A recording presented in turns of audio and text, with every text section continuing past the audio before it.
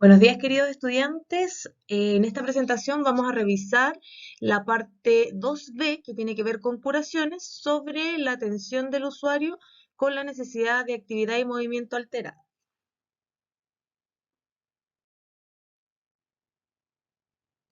En la siguiente diapositiva podemos observar los distintos carros de procedimiento y cómo ha ido evolucionando, ¿cierto?, las curaciones a través de los años. Como definición, curaciones lo mencionaremos como un procedimiento realizado sobre la herida que es destinado a prevenir y controlar las infecciones y también para promover la cicatrización. Como ustedes deben saber, es una técnica séptica, por lo que se debe utilizar material estéril. Los objetivos son remover los tejidos necróticos y cuerpos extraños, absorber el exceso de exudado, mantener un ambiente húmedo y fisiológico en las heridas y también proteger el tejido de regeneración del trauma o de la invasión bacteriana.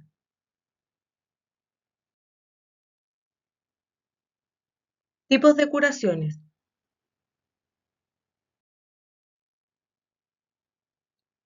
Primero mencionarles que la definición de curaciones y los tipos de curaciones se ha ido modificando con el tiempo y nosotros revisaremos la actual clasificación, que es la más nueva que se utiliza, en donde se define la curación simple, que es la que antiguamente se denominaba plana, como aquella que se realiza superficialmente sobre una herida cerrada.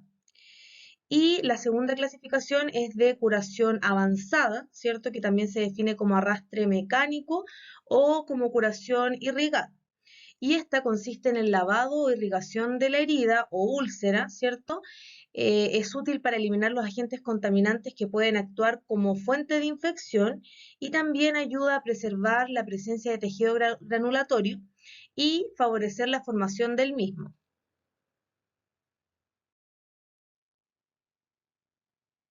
Las soluciones utilizadas para el aseo de heridas son tres principalmente: el suero fisiológico, el suero Ringer lactato y el agua destilada. La ventaja de estas soluciones es que presentan un pH neutro y alcanzan una buena concentración plasmática que no altera el proceso de cicatrización. Ustedes deben recordar que antiguamente se utilizaba, por ejemplo, el agua oxigenada, la povidona, que son agentes bastante irritantes y que alteran el proceso de cicatrización. Actualmente, la solución de excelencia para su utilización es el suero fisiológico, así que es la recomendación que entregan a nivel internacional para la curación de heridas.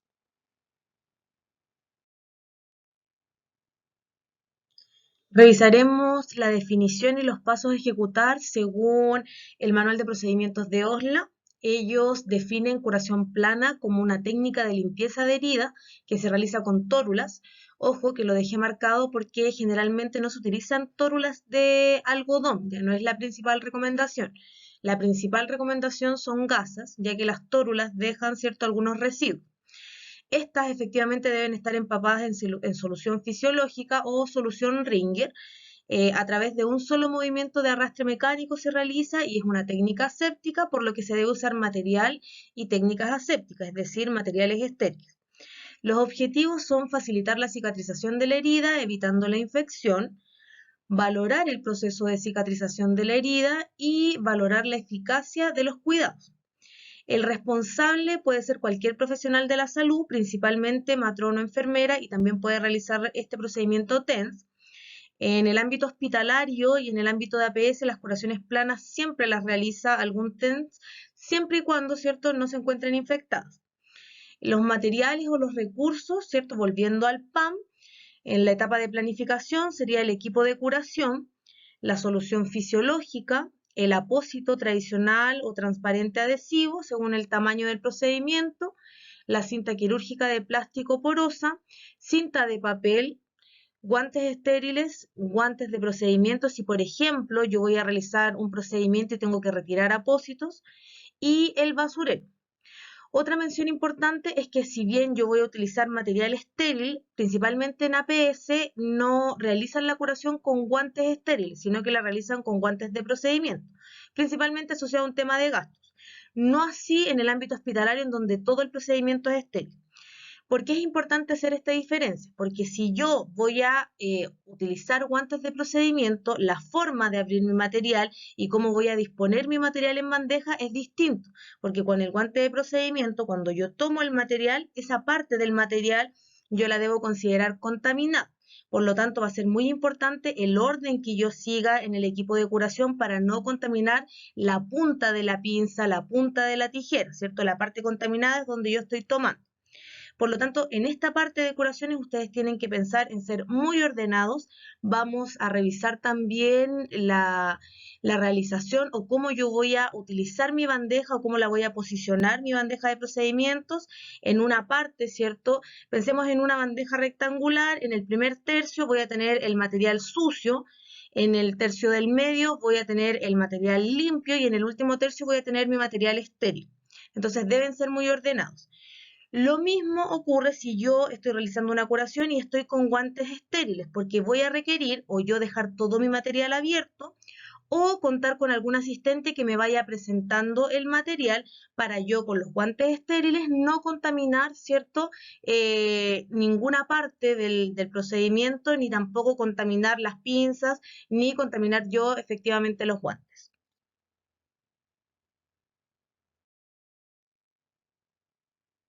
Con respecto a la ejecución del procedimiento, sabemos que debemos revisar la ficha, identificar a nuestro paciente, comprobar el brazalete de identificación y verificar los datos que registra. Y también informar el procedimiento que vamos a realizar. Recuerden que este procedimiento genera mucho miedo porque está asociado generalmente a dolor, ¿verdad? Si debo realizar un retiro de un apósito y debo traccionar piel, o si el procedimiento es más doloroso porque, por ejemplo, debo desbridar. Siempre debo comprobar también que el carro de curación está limpio y repuesto con todo el material necesario. Ojo que en algunos lugares se utiliza un carro de curación o de procedimiento, que sirve para todo procedimiento que yo voy a realizar. En otros lugares se utiliza una bandeja, pero lo importante es que yo siempre previo al procedimiento debo limpiar al menos la zona superior con algodón y alcohol, de preferencia el 90%. Si no cuento con este alcohol, puedo utilizar el normal como antiséptico del 70%. Luego de realizar esto me debo lavar las manos y rellenar todo el material que voy a utilizar. Si fuese necesario la utilización de este claramente, tengo que volverme a lavar las manos. Ojo que generalmente si yo me voy a poner guantes estériles, debo hacer un lavado clínico de manos y solo en un caso de urgencia poder utilizar alcohol gel. Vamos a poner al paciente en una posición adecuada y vamos a retirar el apósito con guantes de procedimiento como yo les menciono. No olviden acá siempre los elementos de protección personal. Vamos a abrir el equipo de curación con técnica séptica. ¿Qué significa esto? Que yo abro mi bandeja sin tocar el interior, ¿cierto? Desde los bordes y lo dejo presentado. Si cuento con algún TENS que me ayude, también puedo pedir asistencia. Vamos a colocarnos guantes estériles, por ejemplo, si voy a realizar una extracción de puntos, si tengo sospecha de infección o si efectivamente la herida está infectada. En esos casos yo no puedo utilizar guantes de procedimiento. Siempre vamos a limpiar la herida con la solución, fisiológica o el suero Ringer desde el centro hacia el exterior, retirando todos los restos orgánicos o siempre seguir la regla desde lo más limpio a lo más sucio o de arriba hacia abajo o desde el centro hacia afuera. Lo importante es no contaminar más la zona. También vamos a mantener la punta de la pinza hacia abajo para evitar la contaminación, que nosotros podamos movernos o hablar y que podamos tocar otra zona. Vamos a valorar las condiciones de la herida, vamos a observar la sutura, vamos a observar la coloración de la piel, vamos a palpar la herida. Ojo también que si yo voy a tocar parte de la herida, también tengo que tener dos consideraciones. Si está infectada, no lo podemos hacer con guantes de procedimiento. Y si yo voy a palpar la herida, después de tocar piel, yo debo considerar mis guantes estériles, ¿cierto? Contaminados. Por lo tanto, tengo que tener la misma precaución que cuando yo realizo un procedimiento con guantes de procedimiento en el sentido de cómo voy a ordenar mi bandeja para no contaminar aún más la zona. También vamos a evaluar la integridad de la piel circundante y la presencia de exudado y sangre. Vamos a realizar la técnica de arrastre mecánico con tórula o con gasa empapada en solución fisiológica con un solo movimiento. No me puedo devolver. Y luego de realizar el procedimiento, ¿cierto?, de limpieza, tengo que evaluar la zona de herida como queda posterior a la realización de la curación. Si, por ejemplo, tenemos que retirar puntos, en este momento es cuando retiro. Y finalmente, finaliza el procedimiento con secar con gasas estériles si es necesario. Es importante el secado porque si no aumento la humedad y aumento el riesgo de infección. Luego de esto vamos a colocar un apósito adecuado al tamaño de la herida. Siempre debe seguir la regla de tener 2 a 3 centímetros más que el borde de la herida. Si yo no realizo esto, lo que me arriesgo es que esa herida, con el roce o con la tela, se pueda irritar. Y luego voy a fijar bien el apósito con la tela adecuada a la piel del paciente. Van a recoger el material utilizado, lo van a depositar en el área sucia, luego de una ligera descontaminación antes de ser recogido por esterilización. El material no se lava, solamente se enjuaga, por ejemplo, si está con muchos residuos.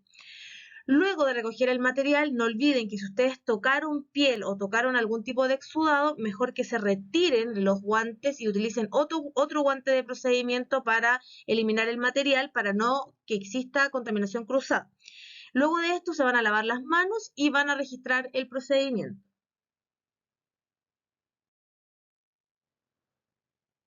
En la siguiente diapositiva les dejo un link para que puedan revisar un video de cómo se realiza la curación plan. Recuerden que estos videos son solo una orientación, que ustedes se deben apegar lo más posible a la ejecución que nosotros describimos acá en las diapositivas. Claramente todos los videos pueden tener algún tipo de error o algún tipo de contaminación que se realice, pero es como para tener una pequeña orientación.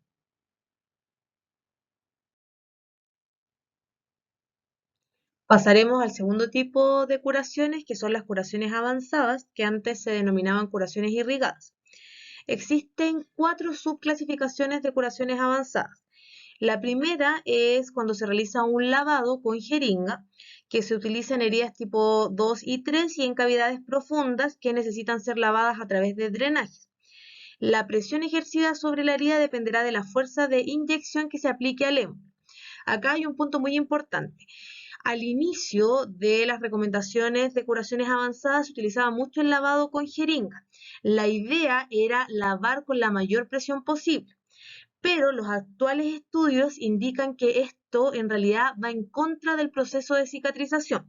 Por eso es que ahora se están utilizando los otros tipos de procedimientos que son de mucho menor impacto. Entonces, antes nosotros teníamos que lavar, por ejemplo, una herida operatoria de cesárea que estuviera irritada, lo hacíamos con bastante fuerza, poniendo, ¿cierto?, en el interior la punta, ¿cierto?, el pivote de la jeringa y tratando de poner la mayor presión en el émbolo para que saliera, ¿cierto?, todo el exudado, todo el tejido, toda la infección. Pero actualmente no se realiza, como les menciono, ese procedimiento. La segunda forma que sí utilizamos actualmente es el lavado con jeringa y aguja. Y también se utiliza para heridas tipo 2 y quemaduras superficiales de pequeña extensión. Este nivel de presión permite realizar una buena limpieza protegiendo el tejido granulatorio y idealmente se debe lavar con jeringa del tipo 20 de 20 cc y con aguja número 19.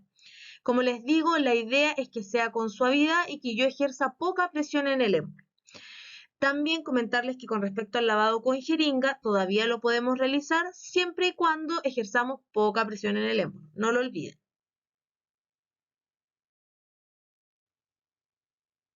El siguiente tipo de lavado es el lavado con matraz. Aparece una imagen al lado de la definición de cómo se realiza este procedimiento, ¿cierto? Nosotros cortamos la punta del matraz de suero y con este vamos lavando.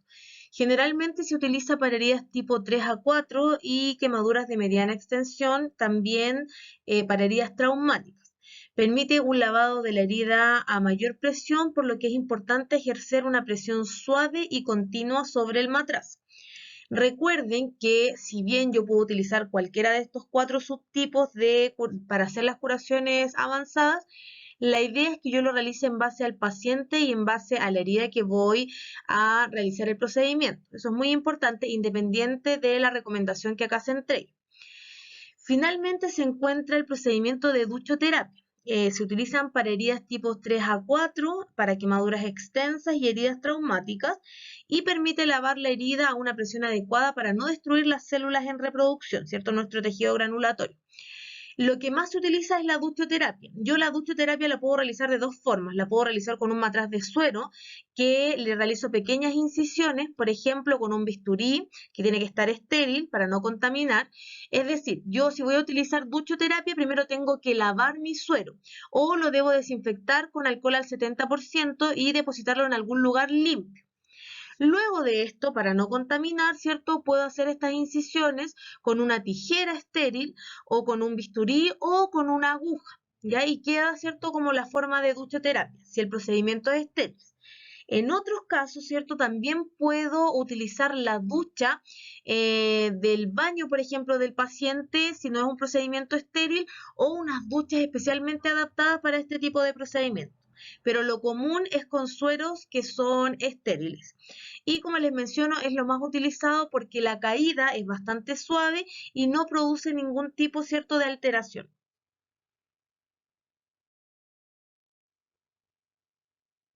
La definición de curación avanzada, según el Manual de Procedimientos de Osla, es el lavado o irrigación de la herida o úlcera para eliminar los agentes contaminantes que puedan provocar infección.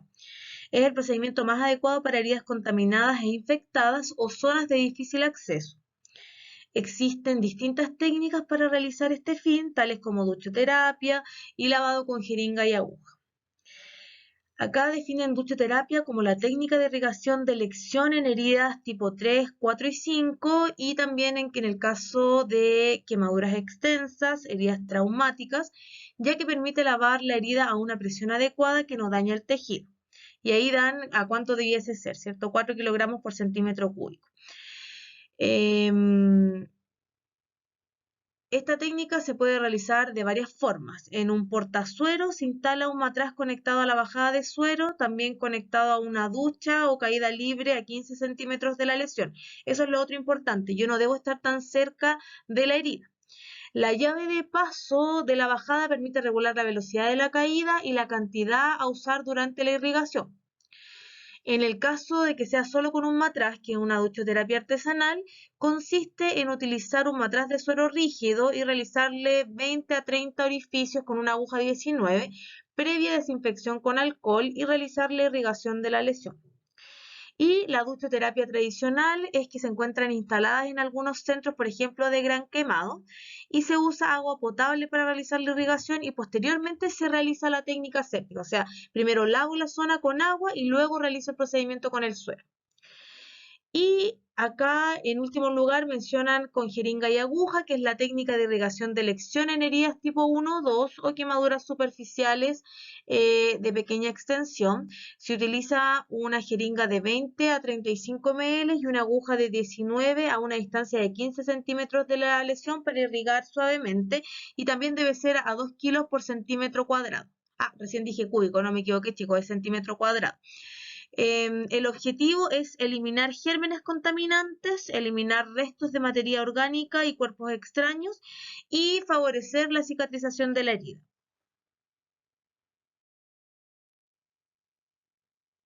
Con respecto al responsable del procedimiento, siempre debe ser un profesional de la salud, principalmente enfermera, puede ser matrona y en algunos casos TENS. Acá un punto súper importante, si la curación es avanzada, por lo menos en el ámbito hospitalario, solo se realiza por un profesional no médico, no la pueden realizar TENS. Ocurre algo distinto en el caso de APS. Algunas curaciones avanzadas que no son tan complejas sí las realizan los TENS, pero por ejemplo la curación de UPP, de úlceras por presión, siempre, pero siempre en APS va a ser solo por enfermera, no puede realizarla ningún otro profesional. Con respecto a los materiales, ¿cierto? Los recursos, que es la etapa de planificación, siempre deben tener su equipo de curación, que generalmente vienen listos y preparados, los guantes de procedimiento, los guantes estériles, la solución, que puede ser ringer o fisiológica y debe estar tibia, la jeringa y la aguja, el matraz de suero según la técnica a utilizar, la bandeja o el lavatorio estéril, un hule o una bolsa plástica con sabanilla, ¿cierto? Para donde va a escurrir el líquido que estamos depositando el apósito tradicional o avanzado según la necesidad. Ahí vamos a revisar. Existen apósitos tradicionales o inertes que se llaman también, que son las típicas gasas, cubiertas, ¿cierto? Y también los avanzados que vamos a revisar más adelante. También debe haber cinta o tela de papel. En el caso de curaciones avanzadas casi no se utilizan la tela microporosa, ¿cierto? Por el riesgo de irritación y de que se pueda infectar. Y también vamos a requerir el contenedor de corto punzante.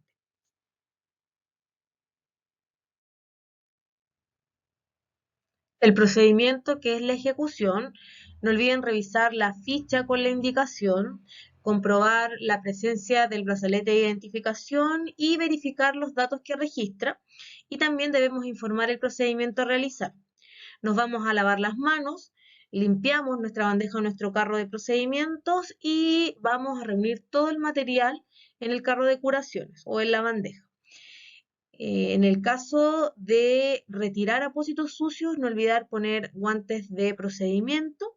Luego de eso tenemos que eliminar el apósito y los guantes en una bolsa plástica de basura o en el basurero, lavarnos nuevamente las manos y abrir el equipo estéril y ponernos los guantes estériles. Podemos solicitar ayuda y en ese caso el técnico nos tiene que colocar el hule o la sabanilla y la bandeja bajo la zona de irrigar para que pueda contener el agua.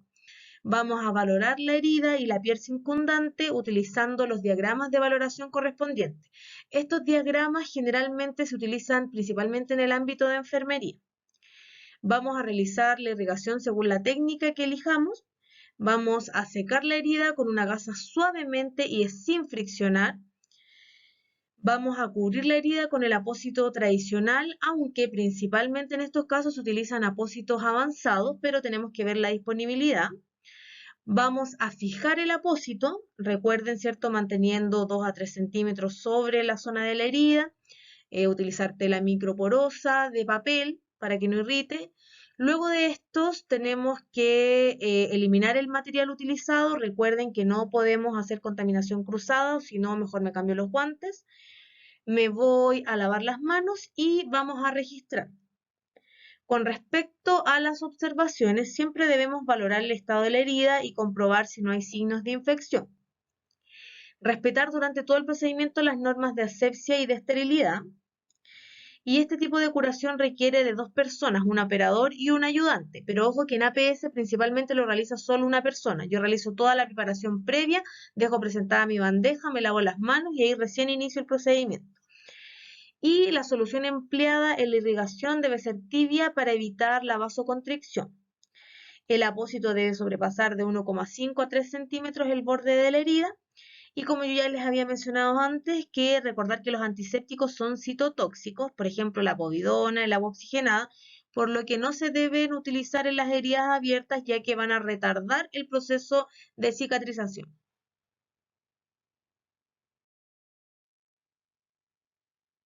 La valoración que debemos realizar para el posterior registro consiste primero en recordar obviamente la fecha y la hora, el aspecto que tiene la herida, la extensión, la profundidad, el exudado, ¿cierto? Tanto la cantidad como la calidad, si existe tejido esfacelado o necrótico, si existe tejido granulatorio, si existe edema en la zona, si existe dolor, cómo está la piel circundante, también el tipo de procedimiento que realizamos, si es simple o avanzado, si fue con matraz o fue con jeringa, la solución que empleamos, ¿cierto? Principalmente, como yo les mencionaba, suero fisiológico, y también con qué dejamos cubierto, ¿cierto? Si con un apósito tradicional, con un apósito avanzado o con vendas, por ejemplo, que son otro tipo de apósitos que se pueden utilizar principalmente para la fijación y en piernas.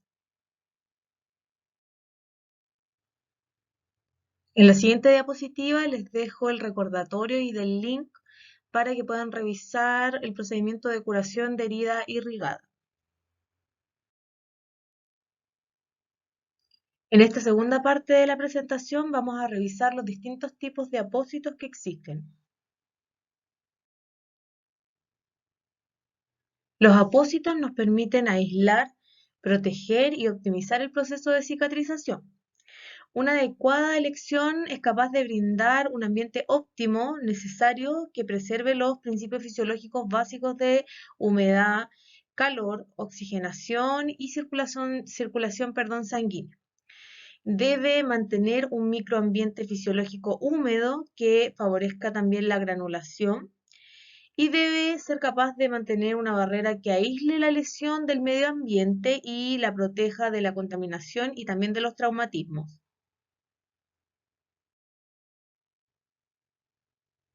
También debe mantener un ambiente térmico fisiológico, debe permitir el intercambio gaseoso de la herida con su entorno, debe permitir una adecuada circulación sanguínea, debe facilitar la eliminación de secreciones y ser capaz de absorberlas, debe ser adaptable, flexible y de fácil manipulación, debe estar libre de contaminantes tóxicos o partículas, debe poseer un adhesivo que no dañe la piel circundante ni el tejido de granulación y debe permitir ser retirado sin trauma ni dolor para el paciente.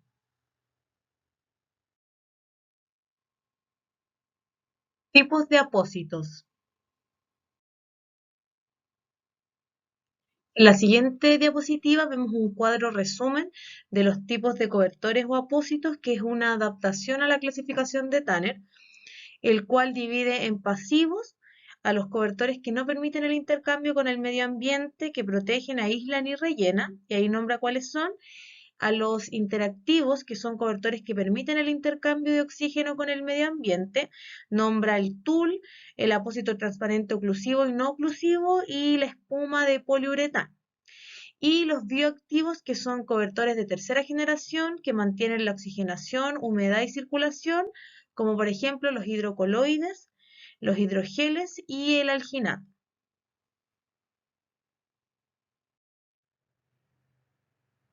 Primero revisaremos Yelonet, que es una gasa estéril parafinada, que es suave y de baja adherencia.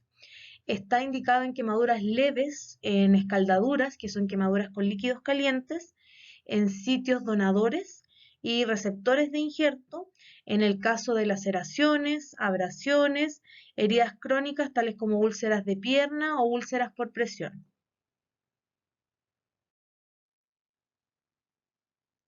Adaptic es un apósito confeccionado con malla de acetato de celulosa que está impregnado en una emulsión de petrolato, especialmente formulada para este propósito.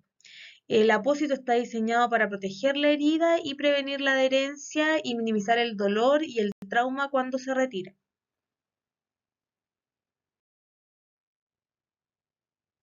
Los apósitos de poliuretano existen de varias presentaciones. Pueden ser en película, en espuma o en almohadillas.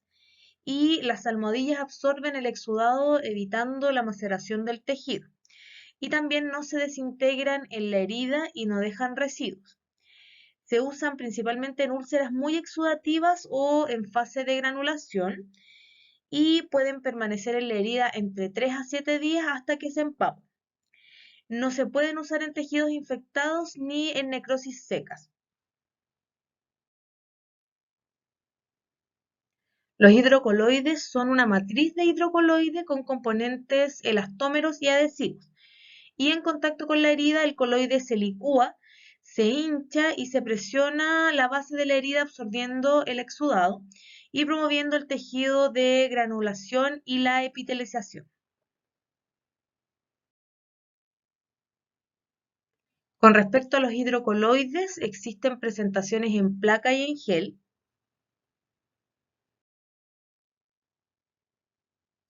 Se usan en heridas tipo úlcera, sobre todo en piernas que huelen mal. Hay que retirarlo entre 3 a 4 días y en general es cuando el gel está a 1 centímetro del borde o cuando tengan demasiado exudado. No se deben usar si se sospecha de infección en tejidos profundos, si existe una infección por anaerobios, si existen úlceras isquémicas o si la piel está muy friable. Los hidrogeles se pueden usar en la fase de granulación. Son en un 80 o un 90% agua, por ello rehidratan la herida a la vez que van absorbiendo los tejidos necrosados y exudados. Alivian el dolor y generalmente necesitan un apósito secundario por su baja adherencia, ¿cierto? Para que queden bien posicionados.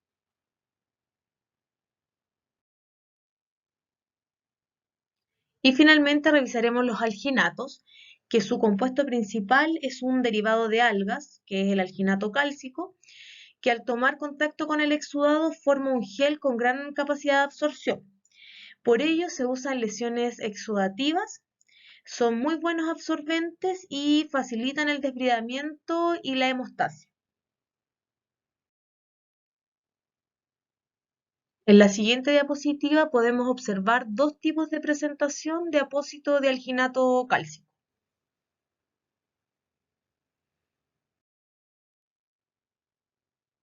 Y el apósito de plata, que se puede usar en heridas infectadas.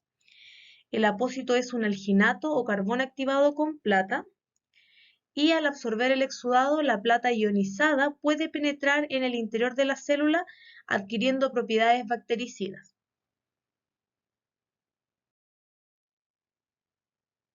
En esta tercera parte de la diapositiva y final, vamos a ver rápidamente los procedimientos derivados del desbridamiento.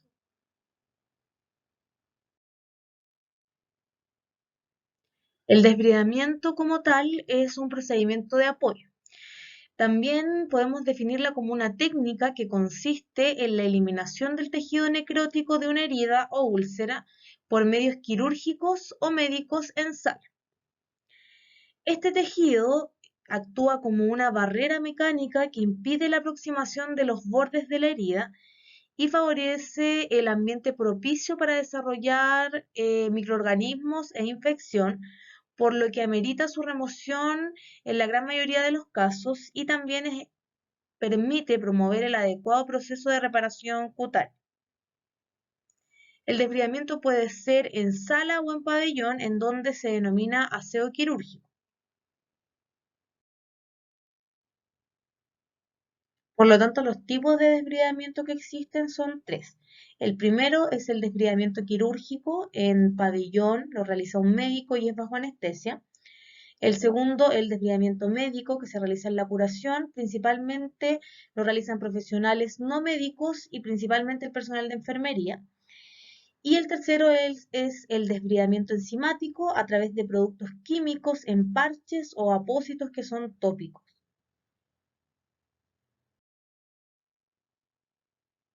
El desbridamiento quirúrgico es el procedimiento de elección en heridas infectadas o con alto riesgo de infección. También en preparación para injerto, en úlceras tipo 3 y 4, en quemaduras tipo B y en pie diabético con grado 2 a 4. La técnica, ¿cierto? El tejido necrótico se elimina con bisturí o tijeras, que es lo mismo que se realiza en el desbridamiento médico, pero la ventaja del quirúrgico que es más rápido y efectivo y que se puede realizar aunque la herida esté infectada.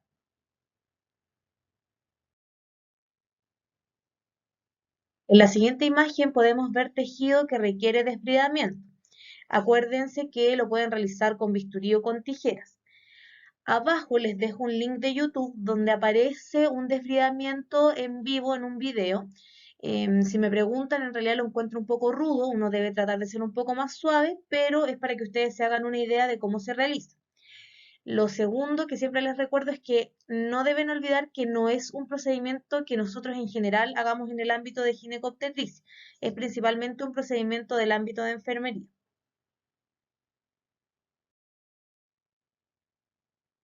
Y finalmente les dejo la bibliografía de apoyo para que puedan revisar.